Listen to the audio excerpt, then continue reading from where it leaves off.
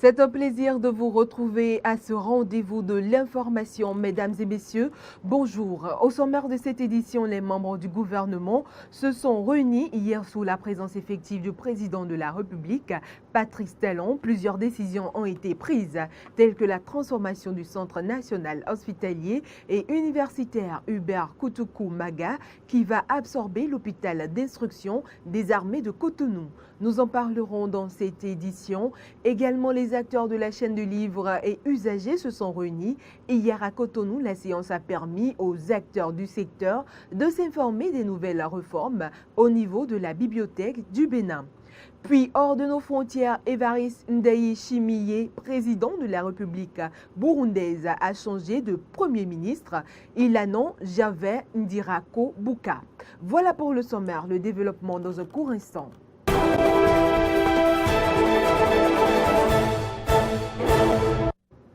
À nouveau, bonjour. Le conclave hebdomadaire des ministres s'est réuni hier au Palais de la Marina de Cotonou. Au cours de cette séance, plusieurs sujets ont été abordés au cours de ce conseil des membres du gouvernement. Suivez en extrait. Au terme de la séance, les décisions ci-après ont été prises. Au chapitre des mesures normatives, transformation du Centre national hospitalier et universitaire Hubert Koutoukou-Maga par absorption de l'hôpital d'instruction des armées de Cotonou. Cette décision s'explique par la volonté du gouvernement de fusionner ces deux structures afin d'en optimiser les prestations au profit des usagers. Il s'observe en effet que, de part et d'autre, certaines compétences et spécialités disponibles ne sont pas suffisamment utilisées, de même que les infrastructures, ce qui est de nature à créer des préjudices aux patients. La mise en commun des moyens va donc favoriser la mutualisation des ressources disponibles dans les deux structures, le renforcement des pôles de spécialité, une plus grande efficacité dans la prise en charge des urgences, une meilleure organisation s'agissant de l'approvisionnement en intrants et de l'acquisition des équipements, de même que la facilitation de la référence et de la contre-référence ou la continuité des soins. Le ministre de la Santé prendra les dispositions indiquées en lien avec le ministre de l'Économie et des Finances pour la mise en place des organes de gouvernance du nouveau Centre national hospitalier et universitaire Hubert Koutoukou-Maga. En point 2, renforcement des mesures de protection civile contre les inondations de l'année 2022. Les prévisions de l'Agence Météo Bénin alertent que la quantité des pluies attendues en 2022 est supérieure à la moyenne observée au cours des années écoulées et appellent la prise de mesures d'anticipation et ou de gestion des catastrophes liées aux inondations qui pourraient découler notamment de la montée des eaux des fleuves Niger, Ouémé et Mono. Tenant compte de cet avis et au regard des sinistres et dégâts matériels déjà enregistrés, le Conseil a décidé de renforcer les capacités d'intervention de la plateforme nationale de réduction des risques de catastrophes et d'adaptation au changement climatique pour une réponse rapide et efficace, le cas échéant. Enfin, au chapitre des mesures individuelles, sur proposition des ministres, les nominations suivantes ont été prononcées.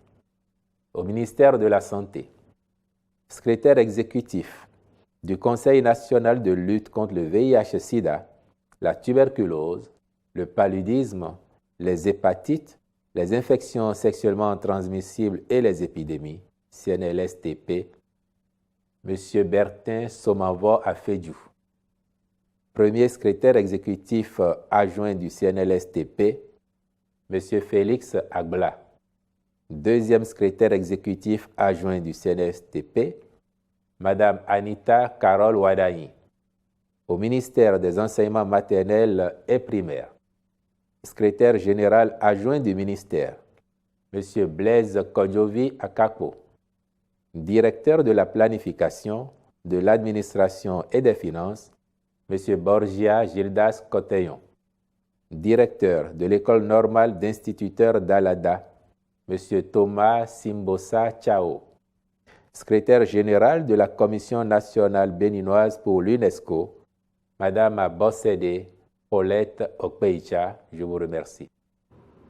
On poursuit ce journal. Le ministre des Affaires étrangères et de la coopération a lancé mardi les travaux de la 3e session de la Grande Commission mixte bénino-congolaise. La rencontre qui a duré 2 jours a connu la présence d'une délégation congolaise conduite par le ministre de la Coopération internationale et de la promotion du partenariat public-privé de la République du Congo. Clémence Tournoupoint pour le point. La présente session intervient 15 ans après la précédente qui s'est tenue à Brazzaville en 2007. Elle se veut une rencontre d'engagement à une gestion optimale de cet outil de coopération qu'est la Grande Commission mixte. Les travaux ont été précédés d'une concertation entre les ministres béninois et congolais. À en croire le ministre congolais de la Coopération internationale et de la promotion du partenariat public-privé, la vitalité des relations bénino-congolaises n'est pas encore à la hauteur des ambitions des deux pays. En jetant un regard rétrospectif sur notre coopération, je me permets de constater qu'elle n'est pas encore à la hauteur de nos ambitions et des opportunités qui s'offrent à elle. Certes, il existe certains secteurs tels que l'enseignement supérieur et la formation, la défense, le commerce, la libre circulation des personnes et des biens qui nous ont donné une certaine satisfaction, mais je suis persuadé que nous pouvons, au regard des énormes potentialités dont regorgent nos deux pays, faire davantage. Pour ce faire, il nous incombe, lors de nos travaux, de créer les conditions propices à l'atteinte de cet objectif, ainsi pour relancer notre coopération bilatérale. Procédant à l'ouverture des travaux, le ministre béninois des Affaires étrangères et de la coopération a souhaité que les échanges se fassent dans la franchise afin de poser les bases d'une coopération renouvelée et approfondie. Au cours de la 2e session de la Grande Commission mixte de coopération bénino-congolaise, tenue à Brazzaville du 21 au 27 mars 2007, plusieurs domaines de coopération ont été identifiés et de nombreux accords signés pour faire de la coopération entre nos deux pays une force de proposition crédible pour répondre aux aspirations de nos peuples respectifs. La présente session, à mon sens, permettra à nos deux délégations de dialoguer avec une intensité renouvelée, en toute franchise, en toute fraternité, en toute amitié, dans le cadre d'une coopération que je veux rénover, mais surtout approfondie. Entre partenaires, mieux entre amis, on se dit tout ce qui va moins bien et ce qui pourrait mieux aller. Les conclusions de nos travaux constitueront en quelque sorte notre feuille de route pour les années qui viennent. Aussi importe-t-il de rappeler que c'est dans un esprit de solidarité, de fraternité et de responsabilité que nous voulons construire l'avenir de notre coopération. Les conclusions de la rencontre devront servir de boussole pour les actions à mener au cours des prochaines années. Je l'annonçais en titre, le directeur général de la Bibliothèque nationale du Bénin était hier face aux acteurs de la chaîne du livre et des usagers de la Bibliothèque nationale pour une séance d'information et d'échange. Il était question de partager avec eux les nouvelles réformes à la Bibliothèque nationale, tout en les familiarisant aux modalités d'obtention des numéros ISBN, ISN et dépôt légal. Suivez.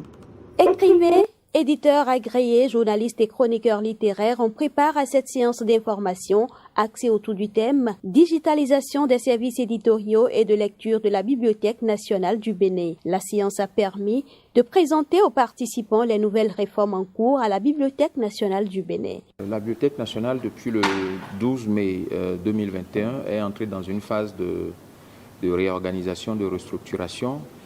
Et l'un des chantiers importants de ce projet, c'est le volet numérique. Le volet numérique qui concerne aussi bien la question de la conservation, la question de l'accès à nos collections, donc au titre de la lecture publique, et la question de la gestion numérique, de l'attribution des numéros ISBN, ISSN et de dépôt légal, la question de la gestion du dépôt légal, le dépôt légal lui-même, donc le retour des ouvrages vers la Bibliothèque nationale, Donc c'est l'ensemble de ces projets que nous avons présentés ce matin, aussi bien aux usagers classiques de la Bibliothèque nationale qu'aux acteurs de la chaîne du livre.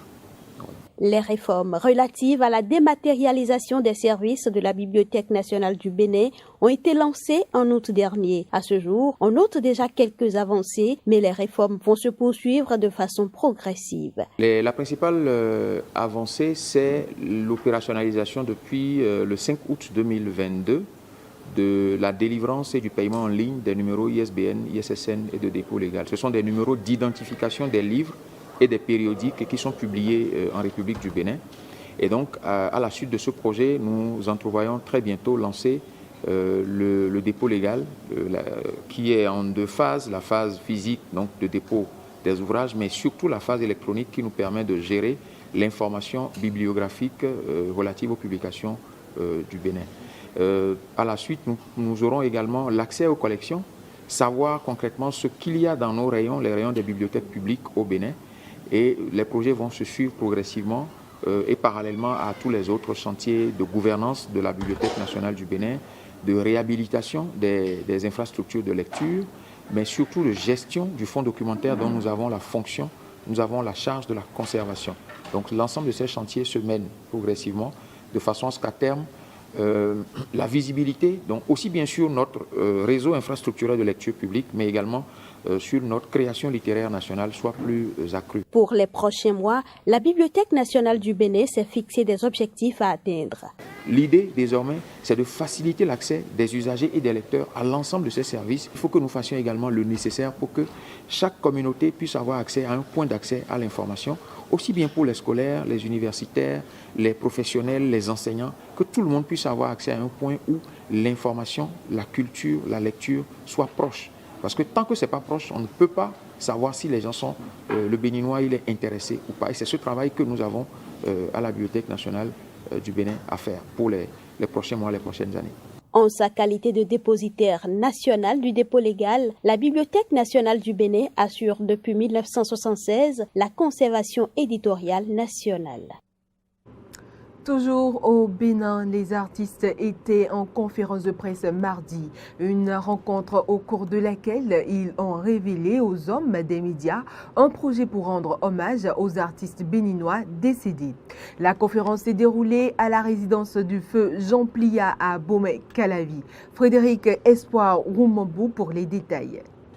Les artistes passés de vie à trépas ne sont pas des personnes à laisser dans l'oubli, puisqu'ils nous ont procuré à un moment ou à un autre de notre vie des conseils, de la joie, de la paix et que sais-je encore. C'est donc dans cette idée que l'association Foi Inébranlable et FIFA Médiation se donnent la main autour du projet AD, entendez, hommage aux artistes décédés. Cette initiative, c'est vraiment une inspiration pour que nous n'oublions pas à ceux-là qui, à un moment ou à un autre de notre vie, nous ont procuré la paix, nous ont procuré la joie, nous ont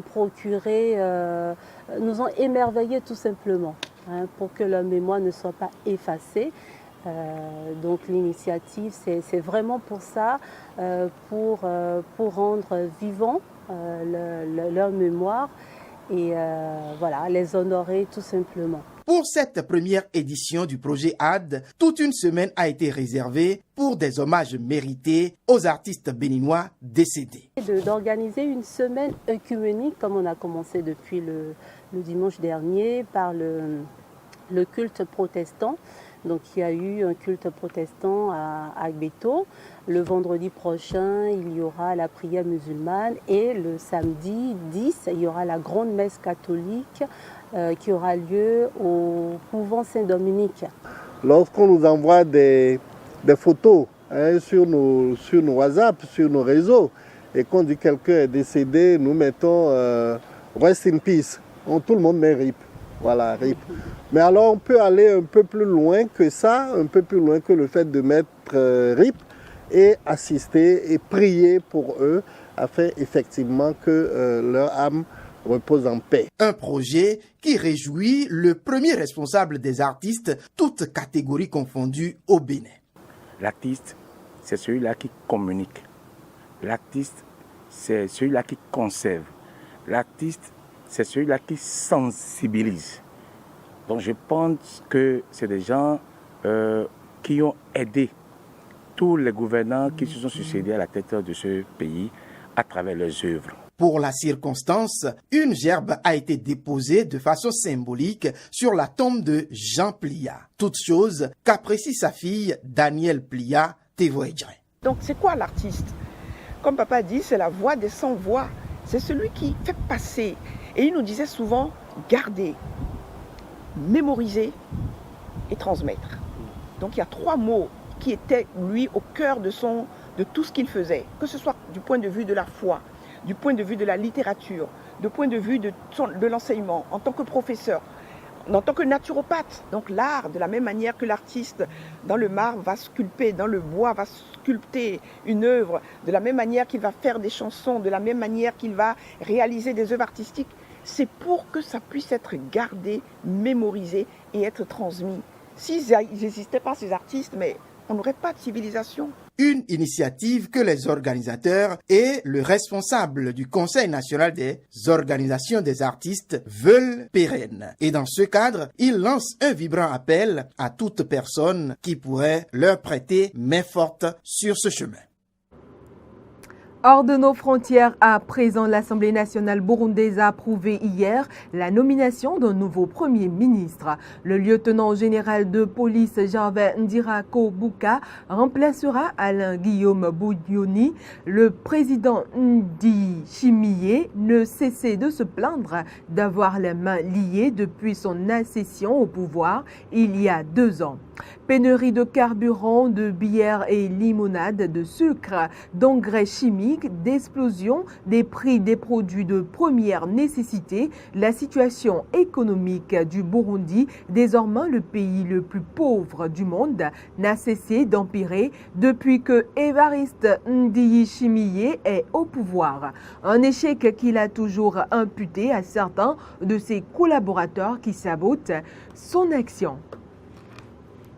Mesdames et messieurs, c'est tout pour cette édition. Vous pouvez désormais nous suivre via l'application Eden TV Diaspora FM, mais l'information se poursuit également sur nos différentes plateformes YouTube, Facebook et Twitter et sur notre site internet www.benin-eden.tv. Merci de nous avoir suivis.